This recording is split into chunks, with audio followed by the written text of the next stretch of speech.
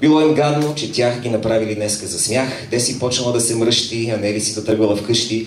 И сълзи от очите потекли, спогледали се двете и рекли: аз си знаех, че така ще стане. И какво? Тази история свършва с реване? Не. Не!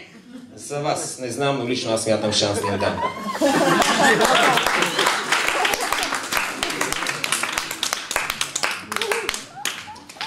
Ще се наложи при студентките мои да добавим нови герои. И така, докато двете чакали да дойдат мъжете, се случило нещо забележително. Двама роми бая продължително смигали на Деси и Нели. И двете чак сега ги видели. Тоест, първо видяла ги Деси, че проявяват май интереси, казала нещо смигани един от уния там цигани.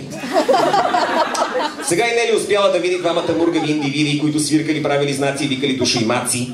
Идвали с бавни стъпки, двете пак ги полазили тръпки и кръвта изпълнила жилите, май са излъгани все пак не видите. Май не ги подвел бати, макар тези да си падали малко мулати.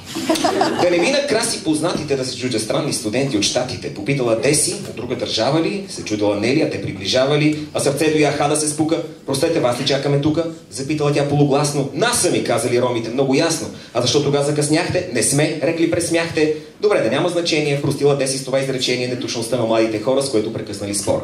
После дружно отишли на барче, смели се пили, макар че друг път двете не близвали спирт, но това било друго, това било флирт. Да, при всяко положение любовта е чужда на етническото напрежение. Тя любовта, казвате, сляпа, така че кой нисък, кой мургав, кой тъп като ряпа, кой страхлив, кой дебел, кой плешив без остатък. В този живот толкова скучен и кратък, любовта е най-голямото ни имане. И вие трябваше да се сетите, че така ще стане.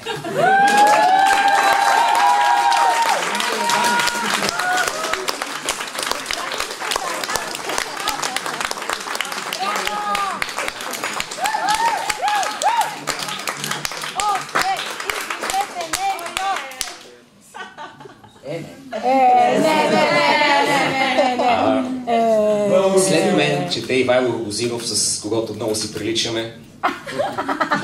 Това е неговата прическа. А преди това е неговото име. Така се изписва във Фейсбук, специално за младите дами, които искат да се сприятелят с него. Така е Ивайло Рогозинов във Фейсбук.